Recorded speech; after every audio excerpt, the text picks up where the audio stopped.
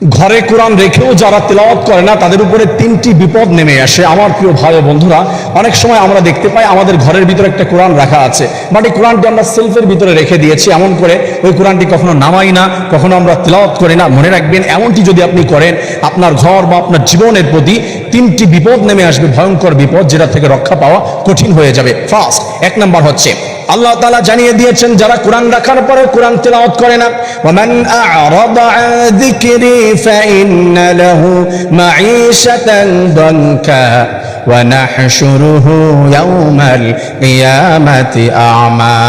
এক নাম্বার হলো, আল্লাহ তাআলা বলেছেন জীবনকে আল্লাহ সংকীর্ণ বানিয়ে দেয়। জীবনের ভিতরে শান্তি বলতে কি কখনো খুঁজে পায় না, অশান্তির ভিতরে চতুর্দিক দিয়ে ঘিরে ফেলে। রব্বুল আলামিন জানিয়ে দিলেন, আর কুরআনুল কারীম তাদের জন্য বদদোয়া করতে থাকে। আল্লাহ তাআলা বললেন, এই জীবনে কোনো অবস্থাতেই কোনো জায়গায় টাকা পয়সা পেয়েও শান্তি কখনোই উপভোগ করতে পারে না। আমার প্রিয় ভাইয়েরা, দুই নাম্বার, ঘরের ভিতর থেকে আল্লাহ রব্বুল আলামিন রহমত উঠিয়ে নিয়ে যায়।